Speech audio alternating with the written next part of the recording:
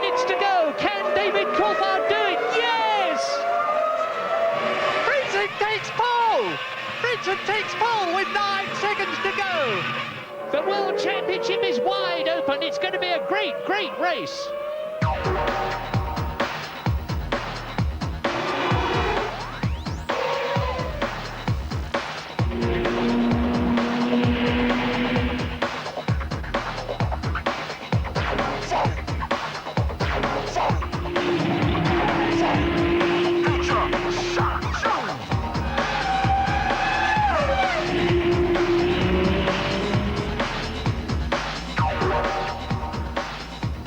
It's the last European race day of the century.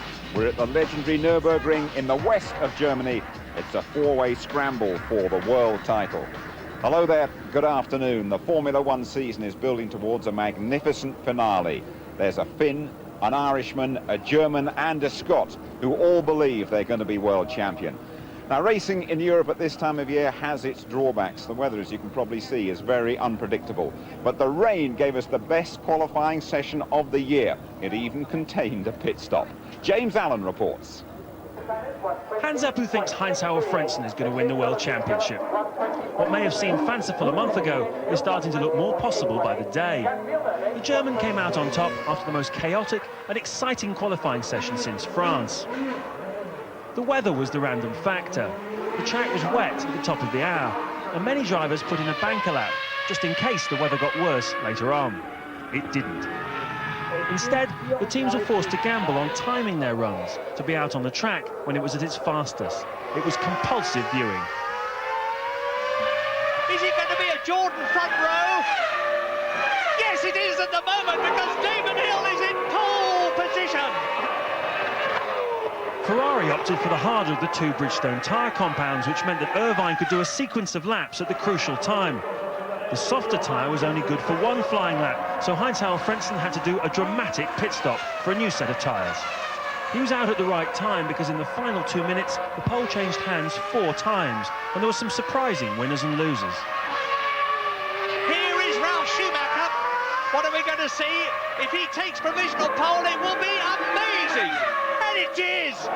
My goodness! But now, what about Mika Häkkinen? You're looking at him now. He goes up into pole position. And now Coulthard. It is a McLaren front row at the present moment. The clock is going to stop in 15 seconds' time, and Frentzen has just done... Frentzen takes pole! Frentzen takes pole with 9 seconds to go. From pole to 7th in the time it takes to say it, Formula One can be a cruel business. From a championship point of view, the biggest loser was Eddie Irvine, who failed to grasp the moment and left himself a mountain to climb today. In what has been a championship of mistakes and unlikely heroes, qualifying at the Nurburgring was another fascinating chapter, and this guy looks less and less like an underdog. I mean, it was a chaos practice, but it's unbelievable that I'm on top of it. Heinz decided to call the shots himself, so all credit to him. It wasn't the team today. It was he decided when he wanted to go and when he didn't want to go. Conditions are like here, like that, very often, and so it made life very difficult. I think we failed in the qualifying. It's very, very difficult in these conditions. It's more pressure on the drivers and the mechanics and the engineer and the whole team in conditions like this than at any other time. The second last lap I aborted was a 20.4.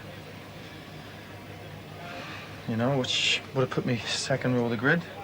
If you get a time early on, you know you're going to get bumped down, and our time came early on, and then my next lap I got traffic, so I just had to sit and watch myself drop down the grid. But it's great that Heinz is on pole position. I mean, everyone is really buoyed up in this team now, and everyone's feeling very positive. So here's how it all shakes out. Frentzen looking for his second win on the trot, but Coulthard is the wild card today. Häkkinen unsure what his teammates' intentions are, and Ralf Schumacher another star drive. Panis well up, and Fisichella looking strong. Damon Hill starts his last European Grand Prix today alongside his old pal Villeneuve. Irvine needs a big dollop of luck to get out of this one, and Trulli is the second Prost in the top 10. Wirtz and Salo on row 6, then Diniz and Herbert the best of the Stewarts. Rubens has the Blues in 15th with the Lacey 16th. Zonta and Zanardi trip off the tongue on row 9, and in the season-long dice for last place, the two Minardis once again eclipse the two Arrows. And so that means Frentzen on pole at home, a genuine threat to the front two. Coulthard probably needing a win, otherwise he'll have to support Häkkinen's challenge. Qualifying a massive setback for Irvine. Watch though for Ralf Schumacher, he's had an impressive weekend so far. McLaren 6 points clear in the Constructors' Championship. Ferrari are flagging, but Jordan are flying. 19 points and 2 podiums in the last 3 races. Behind Williams, an intense scrap between Stewart and Benetton. Just to remind you, 2 to go after today, the Malaysia at humid Sepang, and then the Japanese at the end of next month. Latest race odds from the bookmakers Ladbrokes. Häkkinen odds on he was to start with, now 11 to 10 against. Coulthard 5 to 2, Frentzen 3 to 1 from 8s, Ralf Schumacher 12 to 1, Damon Hill 14s to win on his European finale, and Irvine out from 9 to 2 to 16s.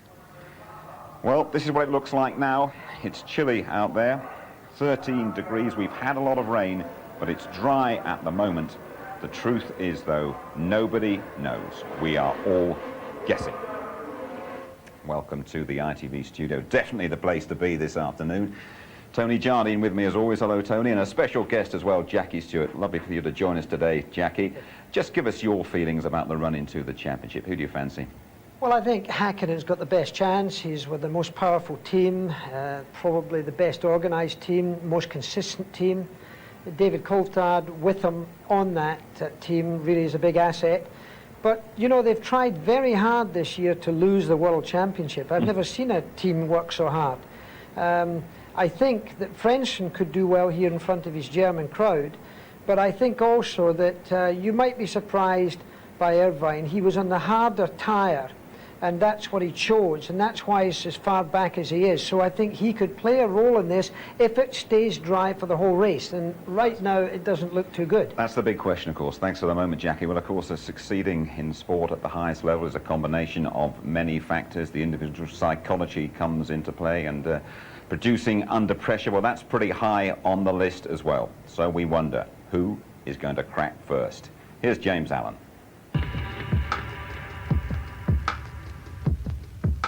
Pressure.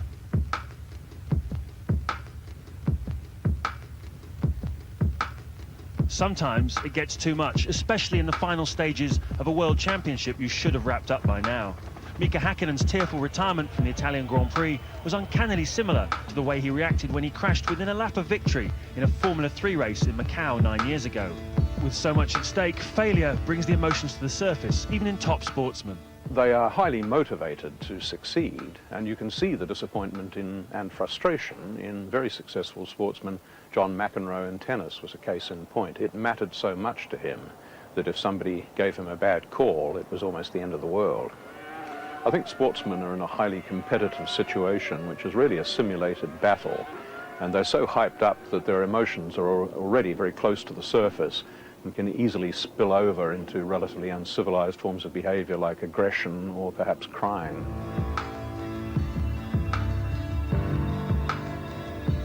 This is the pinnacle. This is you're close to the summit. You can see it, and some people might never make it, and some people do, and you know, you just don't know what's going to happen, and it's all closing down to measurable time, like 3 weeks, 2 weeks, 24 hours, 5 hours, 1 hour.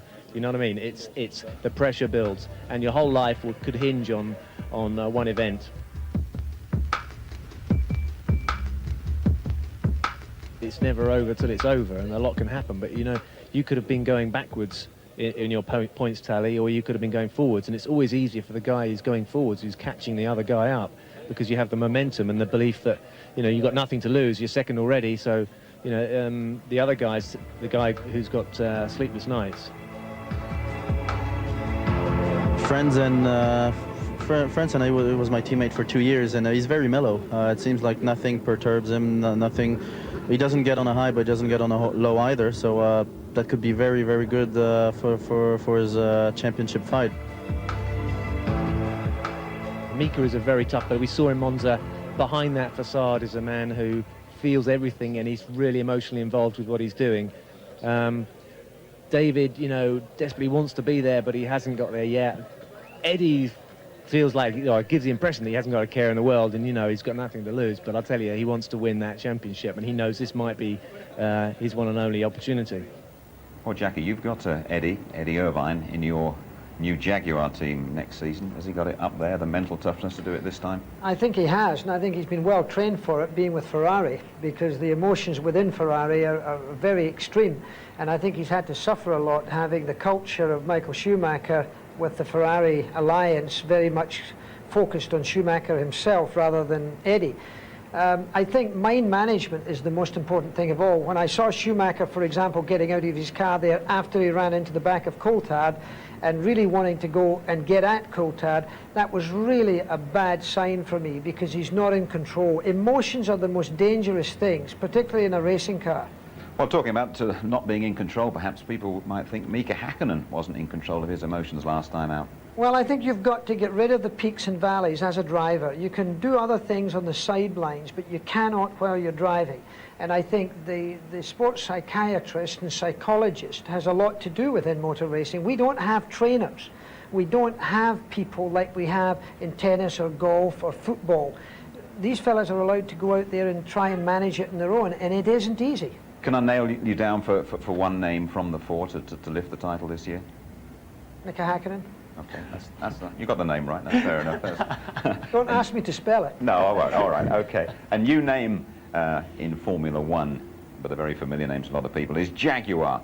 Yep. And you're going to be part of that Jaguar team when it arrives next season. British Racing Green in Formula One, eh? It's very exciting, because I think Jaguar as a brand has an immense amount of passion to it. Maybe Ferrari's got a great deal of passion, but Jaguar also, even though they've never been in Formula One before, so it's going to be a very important entry to Formula One, and I think it'll be a great asset.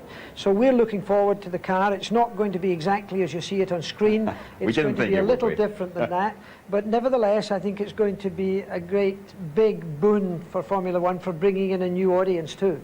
Nevertheless, I can remember you starting out with us in Melbourne in '97. I mean, you must be a little bit sad that the Stewart name that you built so hard to get to Formula One is going to be wiped out.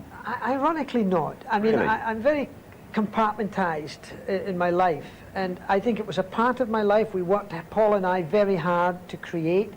And we did it, and we're very proud of what we achieved, but we had to move it on if we were going to be competitive with Ferrari and McLaren, for example. To do that, we needed to step up. Ford Motor Company were the people we went to.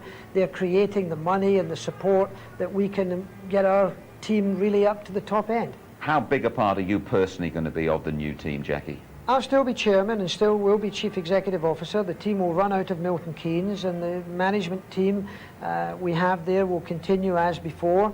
But obviously, hopefully, we're going to get help from our parent, not only in technology and money, but also in ways of doing things. Your team briefly has got a bit to do this afternoon, hasn't it? Pardon me? Your team has got a bit to do this afternoon here. It has. We're too far back. We made a choice of going with a hard tyre, as actually Ferrari did also. So I think what's going to happen is, if it were to stay dry for the whole race, we won't do badly. Okay. But the chance of that happening is remote. I know you've got to return and get over there to the grid, but before you go, I know you're very keen to deliver a special message, Jackie. There's a wee boy called Tom down in North Devon who's not at all well. Tom came to see us at Silverstone, and I hear you haven't been so well in the last few days, Tom. Really, from all of us in the Stewart Ford team, a big hug, and you keep trucking. Well done, Jackie. Listen, we appreciate your presence here today, and good luck this afternoon. Thanks for joining us. Thank you. Okay, then. Well, now the latest episode in what has been a very popular series indeed, Martin Brundle's F1 driving school. Now, you might have listened to Murray and Martin doing their commentaries and hear them talking about oversteer and understeer. This one's for you, then.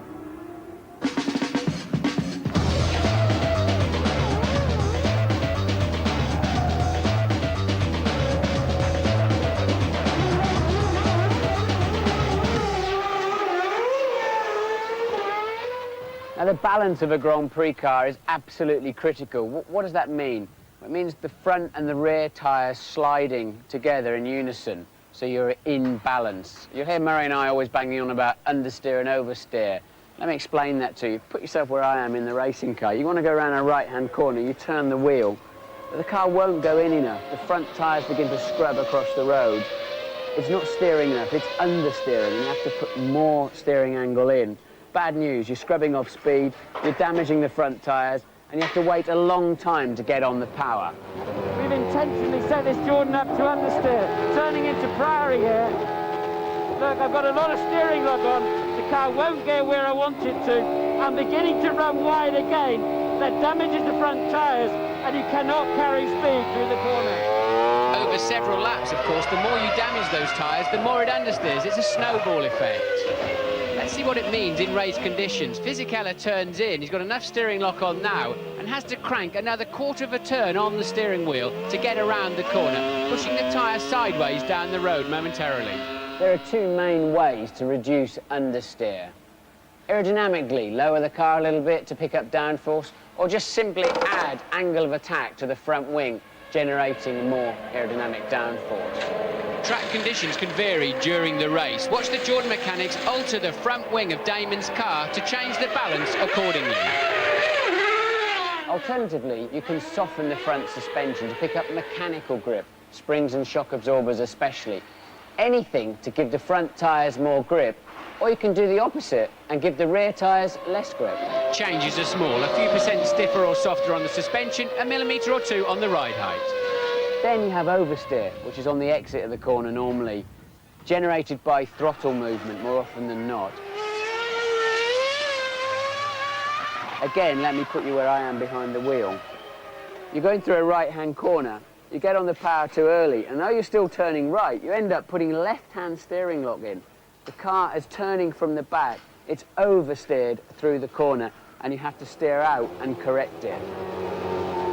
Now we've set the Jordan up to oversteer. That means the back end's going to be too lively. I've got to be careful on the throttle. If I get on the throttle too early, the back is going to slide. I have to correct immediately.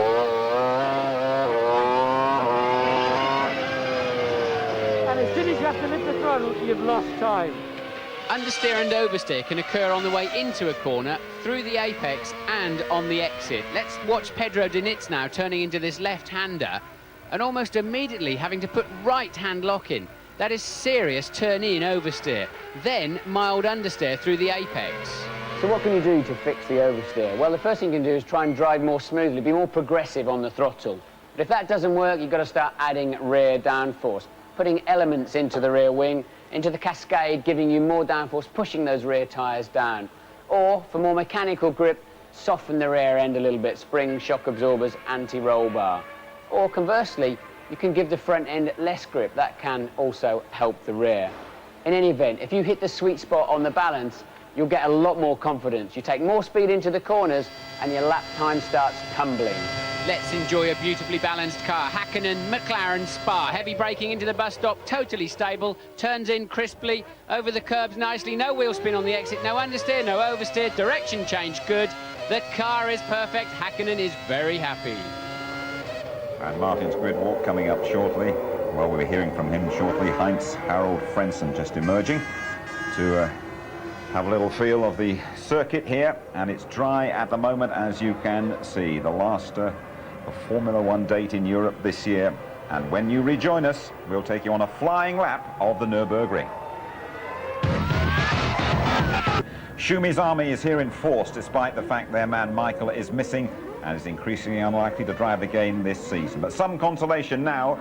Here's Martin on a flying lap with Michael Schumacher, last year's pole sitter. Sadly, Michael Schumacher is not racing this weekend, but we can still enjoy one of his laps from last year. Down the short pit straight here at the Nurburgring, up to 185 miles an hour, Schumacher gets rid of a tear-off. All you can see into the first corner are grandstands, but you must touch this point now at the Castrol chicane. Be super accurate, run up to the curb on the outside and accelerate to 170 miles an hour. Brake down to 115. It's like a fairground ride through this left-hander, feeding you into the forward curve. 75, stay inside initially, let the car run high, and now see just how easily he can upshift as the car builds speed downhill into the Dunlop hairpin. Brake desperately late, just 60 miles an hour, stay inside initially, let the car run high now, a little bit bumpy on the exit, and swing over to the right, ready for turn 6 and 7, 150 mile an hour chicane. A slight breather on the throttle for Michael. Over to the right-hand side again for the RTL curve. Lose 100 miles an hour as you come down 3 gears. Don't run too high. You've immediately got the bit curve. A right-hander, take 100 miles an hour through the apex. Use the curb on the outside to reduce the sliding and build speed once again. 175 miles an hour. This right-hand sweeper is very easy. Pick your braking point for the Vidal chicane. Now, come down the gears, just 60 miles an hour. Be accurate. beautifully done by Michael. No wheel spin on the exit, up to 140 miles an hour into Coca-Cola. Stay inside, 75.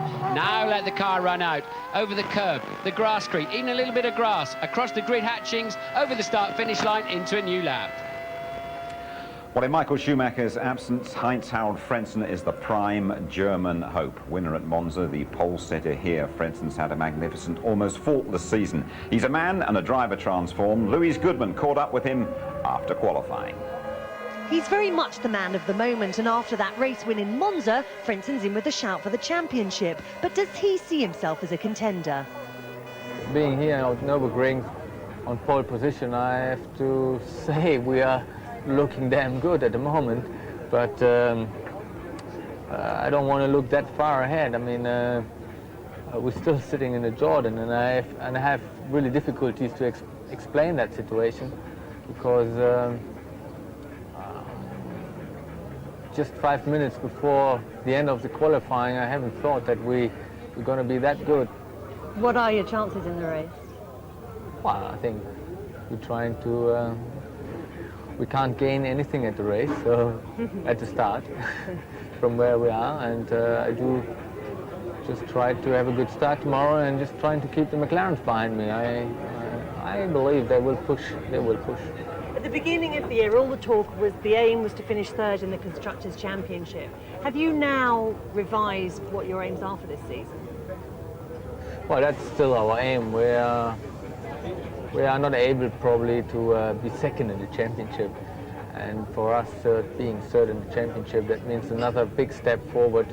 We're going to have more prize money for developing the car, and that is very important for us to be in even better shape next year. But you weren't even talking about the Drivers' Championship. I mean, that's got to be in the equation now, hasn't it? Have you not shifted from constructors to drivers? Well, I mean, the Drivers' Championship is another story. I think we have still 3 races to go, and I don't want to think about it at the moment. We're trying to do from each race to each race superb job, and that's it. I don't want to think more. It's been very noticeable to me walking around the circuit over this weekend. There are loads more yellow caps than you normally see at this race. Also, the crowd reaction this afternoon when you got the pole position, they went absolutely crazy. What's it like to be performing so well in front of your home crowd? I've only 2 words. Very nice. Are you aware of the response that you're getting? Well, actually, at that moment, I was still racing, so I was trying to do another lap when I didn't know I was on pole position by this time, so I only got informed when I came into the pits, and I saw some lightnings going on, but it was nice. Yeah. What about when you get out on the grid tomorrow? You looking forward to that? Yes, I mean, I'm going to have the best position, starting position this year, and it's nice to be on that position. He's on the grid now. Is that the world champion? Well, it could be. You never know. We said he was the dark horse coming down the rails on the blind side. But he's responded incredibly to Jordan's treatment very, very well. But there was a huge ruck yesterday. He was shouting the odds there because he wanted to dictate when he went out. And Trevor Foss, the managing director, said, time to go out now, and he crackled over the radio. There's another one who doesn't know what he's talking about. He apologised afterwards. But what I want to see now is him really fighting out there today, not just settling for a place. And then he will be really complete. The last 10% of Heinz-Harald Frentzen, great driver. Okay, Tony, thank you very much. So what sort of strategy can we expect here today? 2 stopping the norm here at the Nurburgring. Ferrari, though, they need to make up ground. Are they going to try something just a little bit different? Here's James once again. Well, folks, for once, I can't tell you what lap the cars are going to stop on for one simple reason. I don't think the teams even know themselves at this point. If it was a dry race, it would be a no-brainer, a 2-stopper. You come in around about lap 24. But like this today, wet, dry, do you go with these wet tyres or possibly the dry tyres? What you don't want to have to do is make a scheduled stop and then have to come in again because the weather conditions have changed. So what you need to do is be flexible. Put about 90 kilos of fuel in at the start and play it by ear. You're going to watch it with us. It's going to be absolutely fascinating to see how the strategy unfolds. All I can really do today is give you some hunches. Irvine, to fill the car with fuel and run a very, very long first stint. He's on the harder tyres. He can afford to do it. And Frentzen, him and the McLarens will match each other for strategy because he wants to match their pace too. A lot of guesswork going on around here. Best guess that from James Allen. Okay, let's have a word with Damon Hill. very emotional day for him, this one, his farewell to European F1 racing. A little bit further down the grid than you would have liked to have been. What can you do from here? Well, I can do quite a lot. The cars that are ahead of me, I think, might not have been there if it hadn't been for the wet session. But I'm quite pleased to be here because when it's a dodgy session like it was, you could always end up on the back, you know. So I'm not too disappointed. I'd like to have been up where Heinz is, of course, but I've been happy with the car this weekend. I've enjoyed driving it. Any worries about the first corner?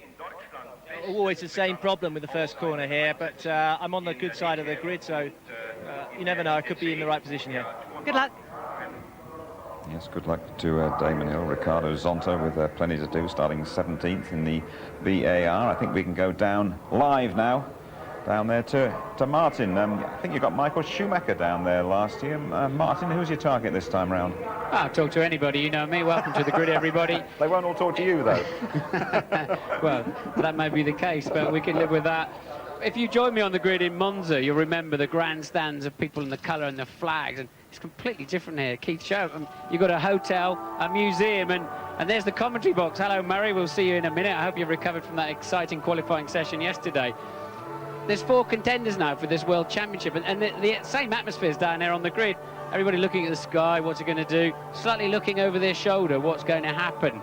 And Irvine, this is very unusual. Irvine, late to the grid, that's not so unusual. Been taking wing off. I think a lot of the teams going for a dry setting, staying in the car, not even getting out, and very much, I think, trying to get his head into this race because he's 9th on the grid, 5th row. Doesn't sound very much, does it? But I want to sort of wander along and try and give you an understanding of just how far behind that really means. I mean, we're going to walk through the people, but it's so difficult to overtake her. We saw in the Formula 3000 race yesterday a good example of faster cars just unable to get through the pack, and this is what Irvine's going to have to get through. A lot of good runners. Panis is a bit out of position in a way. He's up here in 5th place in the Prost and been going extremely well, completely out of a drive, of course, for next year, so contract time coming up. But Panis is in a surprise position, but Ralph going well. And then this is where Irvine's 3 competitors for the World Championship are, and he's just been progressively having a worse and worse time. Now, it's the 2 outside contenders, really, Coulthard and Frentzen, who are on the front row of the grid. Hakkinen, the world champion, easily the fastest car here in the dry, but he's only made it onto the 2nd row. Who's going to win this World Championship?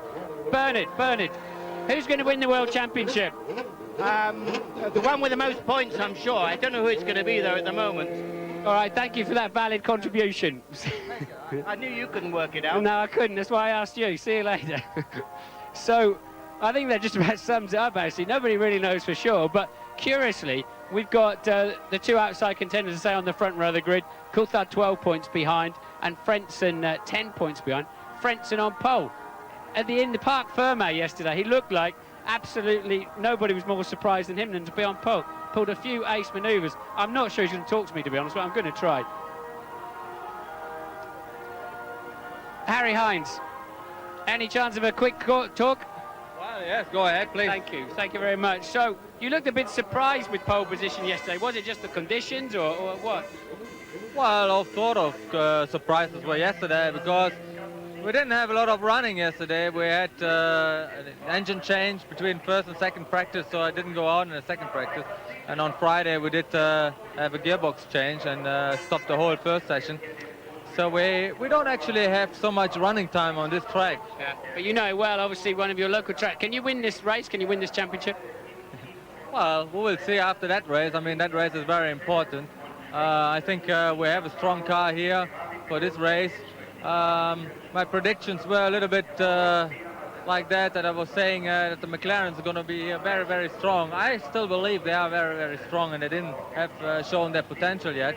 And I have to say that it's going to be a very tough race for me. Yeah, okay, you're on the front row, of course. You've got the outside line into the 1st corner. You've got your nose ahead already. Can you beat them in a straight fight? Hang on, Mick, we're just finding out if he can beat you in a straight fight. Can he beat you in a straight fight? Well, Heinz just told me he's in a 1 stop, so it's all right. 1 stop. Oh, that's all right. How many stops are you making then, Mika? Okay, mate, thanks. So, can you beat these guys in a straight fight? Well, we have to see. I mean, the fight will be the strategy, the right strategy.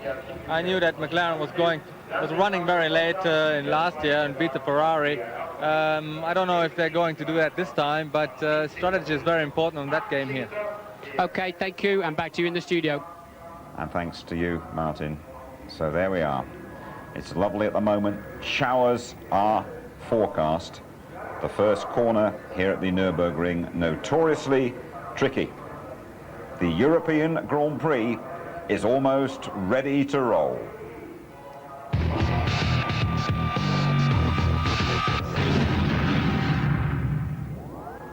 Still dry at the Nurburgring. They're on the grid for the European Grand Prix. We have a competition coming up after the race, but now let's have a chat with Murray, shall we? I tell you what, Murray, you never cease to amaze us. We know what you were doing last Sunday. The Goodwood Revival meeting, and there you are wearing number 22. What's all this about then? Oh, Jim, I never knew you cared. This is fantastic. Me on a Manx Norton, and look, with Barry Sheen, Gerhard Berger, Sammy Miller, John Surtees on the MV4. I was achieving my ambition, pathetically slow. I'm wobbling along a bit there. You're going all right, don't worry about that. I mean, Goodwood is one of the high points of the year. Look, I never ever thought I'd see that. This is the first time I've seen this. We like to do these little things to get you sharp for the race. I feel about 10 feet tall. There's Damon Hill there, number 1. There he is. There's the man. And you took part in it and you chatted about it as well, Murray, didn't you? Yeah, I did, Jim, and it was a wonderful, wonderful weekend. It always is. If you haven't been there, you must go. I will definitely come there next year, Murray. Now listen, the European Grand Prix is just around the corner. Murray Walker and Martin Brundle, you both have a great race. Enjoy it, won't you?